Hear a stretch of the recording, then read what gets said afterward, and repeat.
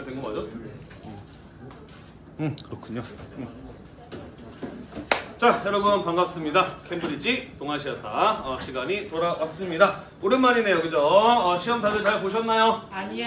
네, 잘하셨어요. 그래도 선생님은 특히 선생님이 올렸던 수업 영상이 우리 학교 학생들이 아니라 다른 학교 학생들이 와가지고 선생님 수업만 믿고 시험 봤는데 14점 맞았어요, 40점 맞았어요, 이런 학생들을 보면서 무척이나 안타까웠습니다. 네, 물론 선생님의 수업은 사실은 모의고사나 수능까지도 함께 염두에 둔 수업이긴 한데 어쨌든 내신 시험의 경우에는 반드시 여러분들 학교 선생님 수업을 열심히 들으셔야 되고요. 그리고 또 여러분들 학교에서 쓰는 교과서를 꼼꼼히 읽어보셔야 되고 문제도 많이 풀어보셔야 돼요. 요즘 학생들 가운데 영상만 보면 인강만 들으면 성적이 자동으로 올라갈 거라고 생각을 하는 이런 학생들이 종종 있던데 그런 생각 하루빨리 버리시고 본인 학교 수업을 열심히 들으시고 본인 학교 교과서 열심히 읽어보시고 문제집이랑 모의고사 문제도 많이 풀어보셔서 지난번에 안타깝게 댓글 달았던 학생들 2학기 때는 꼭 좋은 성적 받으시기를 간절히 기원을 합니다.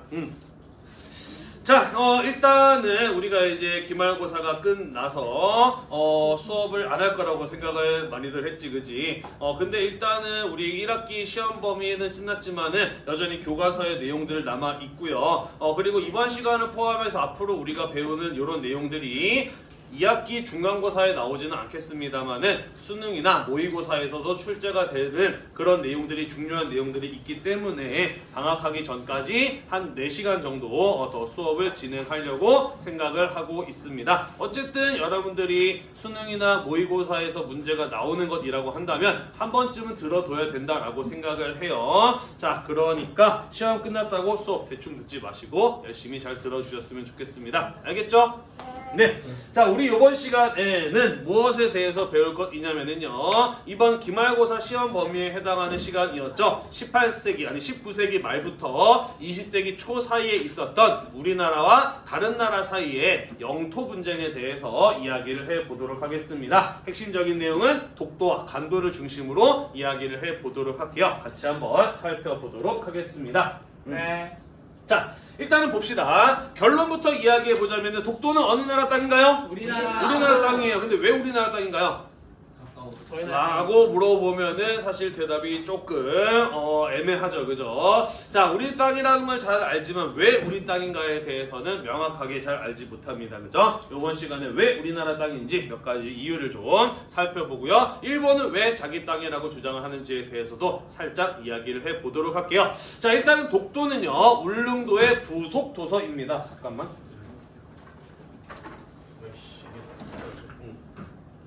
자, 울릉도의 부속도서입니다. 부속도서라는 게 뭔 말이냐면은 울릉도라는 큰 섬에 딸려있는 작은 섬이라는 것이에요. 따라서 울릉도가 우리나라 땅이라고 한다면 독도도 우리나라 땅으로 볼 수가 있겠죠, 그죠? 자, 울릉도와 관련된 역사상 최초의 기록은 어디에 나오냐면은 신라 때를 기록한 삼국사기에 나옵니다. 신라 지증왕 때 우산국, 당시 울릉도는 우산국이라고 불리고 있었어요. 우산국이 신라에게 항복하기를 거부하자 신라의 이사부라는 장군을 보내서 항복하도록 하였다. 이사부 장군의 경우에는 울릉도에 가는 배 머리에다가 나무로 무섭게 생긴 사자를 조각을 해서 울릉도 사람들에게 너희가 항복하지 않으면 이 무섭게 생긴 짐승을 풀어놓겠다 라고 협박을 해서 울릉도 사람들의 항복을 받아냈다 라는 이런 내용이 삼국사기에 적혀 있습니다. 울릉도 사람들이 바보도 아니고 나무 사자에 쫄아가지고 항복을 했을까? 라는 의문이 살짝 가긴 합니다만은 어쨌든 우리가 이 기록을 통해서 확인할 수 있는 것은 신라 때부터 울릉도는 우리나라의 영토로 인식되어 왔다라는 것이에요. 이해가 되시죠? 자, 그 밑에 이제 조선 태종 때의 이야기가 적혀 있습니다. 자, 여기 지금 선생님이 파란색으로 글씨를 쓴 건 뭐냐면은요, 우리 교과서에는 나와 있지 않은 내용이에요. 왜 이 내용이 교과서에 안 들어 있을까? 사실 일본 측이 독도를 자기 땅이라고 주장하는 근거가 되는 내용이기도 해요. 그러니까 우리에게 조금 불리한 내용이다 보니까 교과서에서 안 집어넣은 것 같은데 선생님이 생각하기에는 독도 영유권 분쟁과 관련해서 일본 측의 주장도 우리가 알 필요는 있다라고 생각해요. 그렇지 않나요? 네. 한 번도 일본이 왜 독도가 자기 땅이라고 주장하는지 그 근거를 들어본 적이 있나요? 없죠, 그죠? 우리가 그거를 반박하려면은 그들의 주장과 근거가 무엇인지도 파악할 필요가 있잖아요, 그죠? 그래서 선생님이 집어넣어 놨습니다. 자, 조선 태종 때 울릉도에 대한 쇠환 정책이 시행이 되어 쇠환 정책이라고 하는 게 무엇을 말하는 것이냐면은 울릉도에 사람 살지 말라는 거예요. 울릉도에 사는 사람들을 전부 다 육지로 강제 이주시킨 정책이 바로 쇠환 정책이라고 하는 겁니다. 자, 이러한 정책이 왜 시행되었냐면은요, 오늘날에도 울릉도 독도 가기 쉽나요? 어렵나요? 어려워요. 어려워요. 그죠? 날씨가 조금만 안 좋아도 배 타고 가기 무척이나 어렵습니다. 그죠? 조선시대 때 말할 것도 없죠. 그죠? 그러다 보니까 범죄자야 울릉도로 도망가면 잡으러 가기가 어려워요. 어려워요. 외구가 쳐들어오면 막으로 울릉도까지 가기가 어려워요. 그죠? 게다가 울릉도에 사는 사람들한테 세금 거두러 가기도 어려워요. 그죠? 그러다 보니까 큰 이익이 나지 않는 땅인데 관리하는 데에 들어가는 비용은 부담이 무지 큰 겁니다. 그죠? 그래서 거기 사는 사람들 싹 다 땅으로 나와 살아라 라고 하는 명령이 내려지게 되었으니 그게 바로 쇠환 정책이었다라는 것입니다. 물론 사실 이 정책이 그리 잘 지켜지지는 않았던 것 같아요. 여전히 울릉도에 사는 사람은 있었던 것 같습니다만은 일본은 요걸 가지고 주장을 하는 거예요. 울릉도 독도 니네가 조선이 버린 땅 아니냐라고 이렇게 주장하는 근거로 활용이 되기도 하는 사실이긴 합니다. 뒤에서 마저 이어서 이야기해 볼게요. 자, 하지만 쇠환 정책이 실시되었음에도 불구하고 여전히 조선이 울릉도 독도를 자기 땅으로 인식하고 있었다라고 하는 증거는 여럿이 있습니다. 조선 세종 때 만들어진 지리서인 세종실록 지리지에 보아도 울릉도와 독도와 관련된 내용이 기록되어 있을 뿐만 아니라 세종 때 만들어진 활도 충도라고 하는 지도를 봐도 울릉도와 독도가 이렇게 표시되어 있는 모습을 볼 수가 있어요. 이것은 여전히 조선이 자신의 영토를 인식하고 있었음을 보여주는 근거라고 볼 수가 있겠죠. 자, 그리고 우리 중간고사 때 배웠어요. 안용복 배운 기억나나요? 네. 그죠? 안용복의 경우에는 조선 후기에 부산에 살던 어민이었고 울릉도 독도에 자꾸 일본 어부들이 와서 고기잡이하고 자원 채취해 가니까 화가 나서 조선인 관리를 사칭을 해서 일본에 넘어가서 울릉도 독도가 조선 땅이라는 것을 인정받아온 사람이 안용복이 있었어요. 그죠? 이런 것들을 보아도 일본 역시 울릉도와 독도가 조선의 영토라고 하는 것을 알고 있었고 인정해 왔다라는 사실의 근거가 되겠죠. 그죠? 자, 근대화 이후에 메이지 유신 이후에도 이러한 사실은 그대로 드러납니다. 자, 1877년 메이지 유신 이후죠. 자, 당시 일본의 최고 행정기관은 태정관이라고 하는 것이었는데 이 태정관에서도 울릉도 독도가 조선의 영토임을 인정한 사례가 있습니다. 메이지 유신 이후에 일본의 행정을 담당했던 내무성에서 이제 일본도 근대적인 방식으로 어디에 땅이 얼마나 있는지를 정확하게 조사하고 기록할 필요가 있다라고 생각을 해서 근대적인 토지 제장을 만들려고 하였어요. 그런데 이거를 만드는 과정에서 일본 내무성도 살짝 헷갈리는 거야. 울릉도 독도 이것까지 일본 땅으로 기록해야 되나 말아야 되나 궁금했던 거죠. 헷갈렸던 거죠. 자, 그래서 최고 행정기관인 태정관에다가 울릉도 독도까지 이 토지 대장에 기록해야 되나요 말아야 되나요? 라고 질문을 했는데 태정관에서 뭐라고 답변을 내려줬느냐? 일본과 관련 없음이라고 답변을 내려줬어요. 이런 것들을 보아도 일본 역시 근대 이후에도 울릉도와 독도를 자신의 영토라고 생각하지는 않았구나라는 사실을 알 수가 있다라는 것이죠. 대충 이해가 되나요? 네. 별로 어렵지 않죠.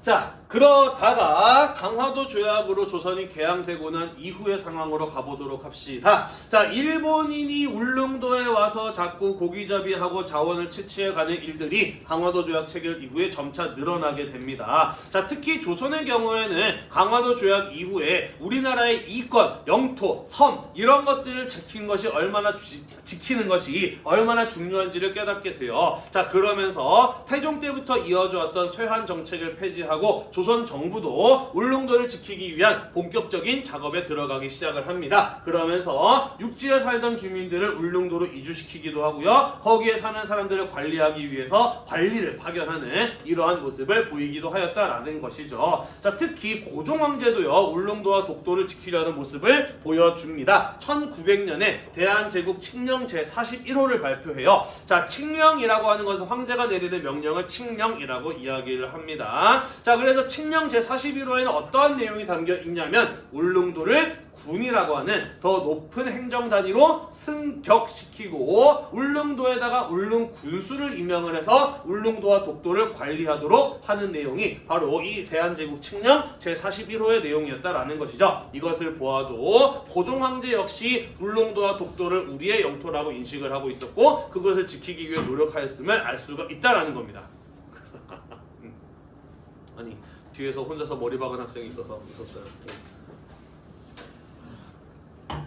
자, 그런데 일본이 그럼에도 불구하고 독도를 자기 땅이라고 주장하는 이유는 무엇이냐? 자, 일단은 일본은 본격적인 독도 빼앗기는요 러일 전쟁 중에 이루어지게 됩니다. 러일 전쟁이 한참 전개되는 중에 일본이 독도를 무단으로 점령을 하고요. 여기가 자기 땅임을 행정적으로 선포합니다. 그게 바로 1905년에 고시대 시마네현 고시라고 하는 거예요. 자, 시마네현에서 현이라고 하는 건 뭐냐면은 우리나라로 치자면은 도 정도에 해당하는 단위라고 보시면 됩니다. 그래서 일본의 여러 현들 가운데 시마네 현이라고 하는 도 단위가 있는 것이고요. 고시라고 하는 것은 행정적으로 결정된 사항을 여러 사람에게 알리는 것입니다. 자, 그래서 이때 나왔던 시마네현 고시 제40호의 내용이 무엇이었냐면은 독도를 다케시마라고 이름을 짓고 시마네현에 소속된 섬이다 라는 행정적인 내용을 발표한 게 바로 이 시마네현 고시라고 하는 거예요.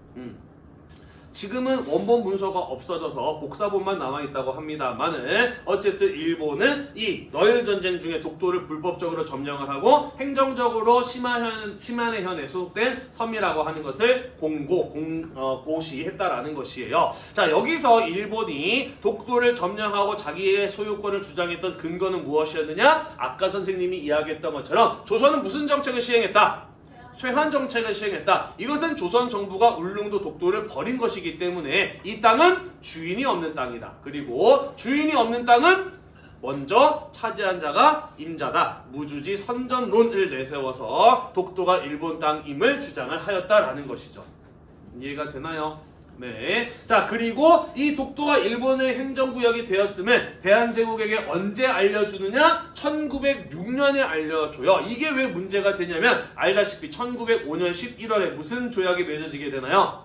을사늑약이 맺어지게 돼요. 그죠? 그리고 을사늑약은 대한제국의 외교권을 박탈한 조약이었잖아. 그지? 그래서 1906년에 일본이 대한제국에게 독도가 일본의 행정구역이 되었음을 알렸을 때 대한제국은 그것을 항의할 수 있는 외교권이 없었던 거죠. 그죠? 그래서 별다른 조치를 취하지 못하고 넘어갈 수밖에 없었다라는 것이 되겠습니다. 자, 이 독도 영유권 분쟁과 관련된 중요한 내용들은 해방 이후까지도 이어지게 돼요. 우리가 아마 2학기 중간고사 끝나고 난 다음에 살짝 이야기를 하게 될 건데 여전히 일본 정부가 독도가 일본 땅이라고 주장하는 근거는 어디에 있냐면요. 알다시피 우리나라는 일본의 식민 지배로부터 2차 세계대전이 끝나고 난 이후에 일본이 2차 세계대전에서 패망하게 되면서 독립이 이루어지게 되잖아요. 네, 그러면서 일본이 연합국에게 항복할 때 여러 항복 문서들을 작성하게 되는데 거기에는 한반도와 그 주변의 땅들을 반환한다, 돌려준다라는 이런 내용이 들어가 있거든요. 근데 일본 측 주장에 의하면 이때 연합국에게 썼던 항복 문서에 독도가 빠져 있었다라는 거야. 그러니까 일본이 독도를 돌려준다라는 내용의 항복문서를 작성한 적이 없기 때문에 여전히 독도는 우리의 영역으로 일본의 땅으로 보아야 된다라고 하는 게 일본 정부의 공식적인 입장인데요. 사실 이것도 반박할 수 있는 여지가 분명히 있거든요. 그 내용을 이해하기 위해서는 우리가 2학기 수업 내용을 좀 알아야 되기 때문에 2학기 때 독도 영유권 분쟁과 관련된 내용 조금 더 마저 이어서 설명하도록 하겠습니다. 됐나요? 네. 네.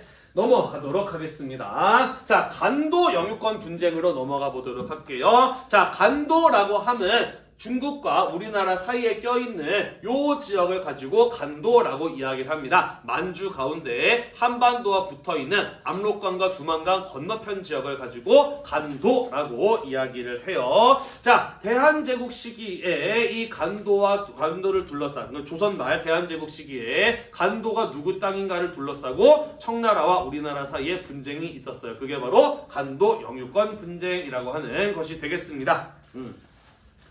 독도는 확실히 우리 땅인데요. 간도는 선생님은 우리 땅이 아닐 수도 있다. 선생님 개인적으로는 아니라고 생각을 좀 합니다. 약간 좀 애국심이 과하신 분들은 이 간도 지역이 고구려 발해 시대 때 우리나라의 땅이었기 때문에 지금도 우리 땅이어야만 한다라고 이렇게 주장하시는 분들이 있는데 선생님 생각에는 조금 오바가 아닐까라는 생각이 들어요. 왜 이렇게 생각하는지 하나씩 이야기를 해보도록 하겠습니다. 자, 같이 한번 볼게요. 사실 이 간도를부터 시작을 깜짝이야.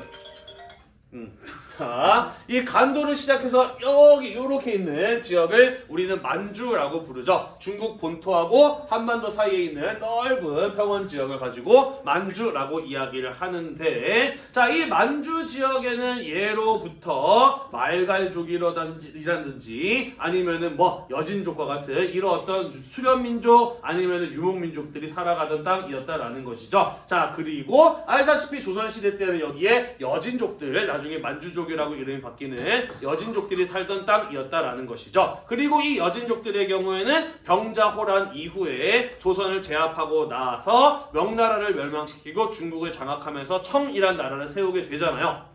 배운 기억 나나요? 네. 네. 자, 그래서 청나라가 세워지고 난 이후에 만주에 살던 여진족들은 중국이고 거의 대부분 중국으로 넘어가서 살게 됩니다. 자, 그러면서 만주는 거의 빈 땅이 되는데 이때 청나라는 만주에 대해서 뭐라고 이야기를 했느냐? 비록 여기는 사람이 별로 살지 않는 땅이 되었지만 어찌되었든 우리 여진족이라고 하는 민족이 여기서 시작되었기 때문에 이 땅은 신성한 땅으로 보아야 된다라고 하면서 이 신성한 땅을 지키기 위해서 사람들이 이 만주 땅으로 들어가는 것을 금지시키는 조치가 내려지게 됩니다.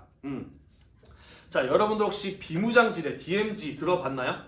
네, 지금 거기 사람이 들어갈 수가 없는 것이죠. 그러다 보니까 간혹 가다가 뉴스에 여기서 천연기념물이 막 무더기로 발견되었다 막 이런 거 들어본 적 있나요? 네. 있죠, 그죠? 사람의 발길이 닿지 않으면 동식물들이 무지만이 번성을 하잖아요, 그죠? 당시 만주도 마찬가지였다라는 것이죠. 사람들이 출입이 금지되다 보니까 사냥할 수 있는 동물들, 채취할 수 있는 약초들 이런 것들이 매우 많았던 거예요. 그러다 보니까 가난한 조선인들이 때로는 청나라의 출입 금지 명령을 어기고 넘어가서 만주로 넘어가서 동물을 사냥한다든지 인삼을 캐온다든지 같은 이런 일들이 종종 벌어졌던 겁니다. 자, 그래서 청나라 쪽에서 항의를 해요. 들어오지 말라고 하는데 왜 자꾸 넘어오는 거야? 라고 항의를 하면서 두 나라 사이의 경계가 명확하지 않아서 그렇다. 확실하게 경계를 정하자라고 합니다. 자, 그래서 청나라의 관리와 조선의 관리가 조선 숙종 때 이 간도 지역 부근을 돌아다니고 답사를 하고 두 나라 사이의 경계를 정한 비석을 백두산에다가 세웠으니 그게 바로 백두산 정계비라고 하는 것이에요. 이해가 되시죠? 자, 그리고 이 백두산 정계비에는 뭐라고 적혀 있었느냐? 자, 알다시피 한반도와 중국을 구분하는 국경선은 어딘가요? 압록강과 두만강이거든요. 네. 자, 근데 백두산 정계비에는 뭐라고 써 있었냐면은 두 나라의 경계는 백두산을 기준으로 서쪽으로는 압록강, 동쪽으로는 두만강이 아니라 토문강으로 한다라고 이렇게 백두산 정계비에는 적혀 있었어요. 왜 그렇게 썼는지는 정확하게 몰라요. 아마도 발음이 두만강이랑 토문강이랑 비슷하다 보니까 오타일 수도 있고요. 아니면 토문강이 두만강이랑 똑같은 강, 이어지는 강이라고 생각했을 수도 있어요. 어쨌든 백두산 정계비에는 토문강이라고 써 있었다라는 것입니다. 자, 문제가 되는 거는요. 19세기 후반의 일이에요. 알다시피 1800년대 후반으로 가게 되면서 조선에서는 세도 정치 같은 것들이 나타나게 되고 또한 강화도 조약부터 시작으로 해서 여러 일본을 비롯한 강대국들이 조선에 침략적인 접근을 해오게 되잖아요. 그죠? 자, 그러다 보니까 먹고 살기 힘들어진 많은 조선인들이 세도 정치의 혼란을 피해서 혹은 부정부패 혹은 외세의 침략을 피해서 한국 땅을 떠나서 간도 지역으로 넘어가서 사는 사람들이 늘어나게 되었다라는 것이죠. 자, 원래 사람이 안 살던 땅이다 보니까 여기는 아무것도 없는 곳이었어. 그래서 이 지역에 정착해서 살아가기 위해서 당시 사람들 정말 고생 많이 했어요. 땅 갈아엎고요, 풀 뽑고요, 돌 골라내고 나무 베고 하면서 간신히 사람이 살아갈 만한 땅과 밭 이런 것들을 확보해 나가면서 조선인 정착지, 거주지들이 하나 둘씩 늘어나기 시작을 하였다라는 것이죠. 자, 그리고 나중에 청나라 정부에서 이 사실을 알게 되면서 뭐야, 여기 우리나라 땅인데 왜 니네 들어와서 살고 있어? 돌아가라 라고 요구를 합니다. 그 근거는 무엇이었느냐? 예로부터 조선과 청나라의 경계는 어디와 어디였기 때문에 압록강과 두만강이었기 때문에 이 이북의 땅은 청나라 땅이기 때문에 너네 다시 돌아가야 된다라고 청나라 쪽에서 요구를 했다라는 것이에요. 자, 그런데 조선 정부는 뭐라고 반박을 했을까? 백두산 정계비를 봐라. 뭐라고 써있다? 압록강과 토문강이라고 써있지 않느냐. 따라서 토문강보다 남쪽에 있는 땅들은 조선의 땅으로 보아야 하기 때문에 조선 사람들이 여기 건너가서 사는 거 문제 없다라고 이렇게 맞섰다라는 것이죠. 이해가 되시나요? 자, 사실 선생님은 개인적으로 이것은 조선 정부가 억지를 부린 것이라고 생각을 해요. 힘들게 우리나라 사람들이 건너가서 거기서 정착을 해서 살다 보니까 그 사람들을 보호해주기 위해서 억지를 부린 게 아닐까라고 생각을 합니다. 왜냐면은요, 알다시피 조선이라는 나라는 모든 지방의 지방관을 파견한 나라였어. 그렇지 않나요? 그죠? 자, 그래서 만약에 간도가 자기 땅이라고 생각을 했다면 조선 정부에서 뭐가 있었어? 보낸 간도에 보낸 지방관이 있었어야 돼, 그지? 자, 하지만 이때까지 한 번도 조선의 지방관이 간도에 파견된 적이 없었거든, 그지? 그러니까 사실 조선도 이게 국경이란 걸 알고 있었을 거라고 선생님은 생각을 해요. 다만 여기에 건너간 자기 백성들을 보호하고자 이런 억지 주장을 한 게 아닐까라는 생각이 듭니다. 자, 그래서 이렇게 양쪽의 의견이 팽팽하게 맞서게 되면서 한 3번 정도 이 국경 분쟁과 관련된 회담이 열렸습니다만은 뚜렷한 결론을 내지 못하고 전부 다 결렬되어 버리고 말아요. 자, 그리고 특히 대한제국 시기로 넘어가게 되면서 어떤 일이 벌어지게 되느냐? 대한제국, 왜 이름이 제국이었지? 황제의 나라니까. 왜 스스로 황제의 나라를 칭했나요? 왜 굳이 왕의 나라가 아니라 스스로 황제의 나라라고 했지? 죽은 나라가 다 황제. 그렇죠. 다 황제의 나라였어. 특히 어느 나라가? 중국이 황제의 나라였기 때문에 중국을 비롯한 여러 나라와 대등한 나라다. 자주 독립국으로 거듭나기 위한 의지의 표현이 대한제국의 수립이었잖아요. 그죠? 자, 그래서 대한제국 시기에는 특히 청나라로부터의 자주 독립 의식이 무척이나 거세게 성장했던 시기였기 때문에 좀 더 적극적으로 나가는 모습을 보이게 됩니다. 에어컨 꺼졌나 지금? 네. 왜 꺼졌지? 누가 껐니? 자, 그래서 간도를 함경도의 행정구역으로 편입시키고 간도에다가 이범윤이라고 하는 사람을 간도 관리사로 임명을 해서 여기에 살고 있는 조선 주민들을 직접 관리하게 하였다라는 겁니다. 조선의 지방관을 간도에 보냈다라고 하는 것은 무엇을 의미하는 것이냐? 여기 조선 땅이야, 대한제국 땅이야 라고 하는 것을 선언한 것이나 다를 바 없는 액션이었다라는 거죠. 이해가 되시나요? 네, 그러면서 청과 대한제국 사이에 이 간도가 누구 땅인가를 둘러싼 갈등은 점점 더 커지게 됩니다. 이해가 되시죠? 자, 그리고 또 어떤 글씨, 세 개의 글씨가 나왔나요? 무슨 색이에요, 얘들아? 파란색이지. 아까 선생님이 파란색은 어떤 내용이라 그랬지? 우리 교과서에는 없는 내용이에요. 자, 그래서 어떤 일이 벌어지게 되냐면요, 1904년에 조선인을 쫓아내고자 했던 청나라 사람과 그리고 쫓겨나기 싫었던 조선인 사람들 사이에서 무력 충돌이 발생하게 됩니다. 그러면서 사람들이 죽거나 다치는 이런 일들이 벌어지게 돼요. 자, 그래서 더 이상의 무력 충돌로 인한 희생을 막기 위해서 정부 대 정부가 아닌 간도의 청나라 관리와 조선인 관리들이 만나서 한중 변계 선후 장정이라고 하는 임시 조약을 체결하게 됩니다. 지금 이 간도의 영유권이 어느 나라에게 있는지 분명하지 않다 보니까 이런 일이 벌어지는 거 아니냐. 따라서 뚜렷한 결론이 날 때까지 임시로 이렇게 국경을 정하자라고 하는 것에 대해서 양측 관리가 합의를 한 게 바로 한중 변계 선후 장정이라고 하는 거예요. 그리고 여기에서 두 나라의 국경을 임시적으로 압록강과 두만강으로 하기를 하고 간도 관리사로 임명이 됐던 이범윤이 철수했던 사건이 1904년에 있었다라는 것이에요. 그래서 사실 이런 내용도 교과서에 있어야 된다라고 생각을 하는데 간도 영유권 분쟁에서 우리에게 조금 불리한 내용이다 보니까 빠진 것이 아닐까라는 생각을 합니다. 하지만 우리는 이런 것도 알아서 균형 잡힌 시각을 가질 필요가 있는 것이죠.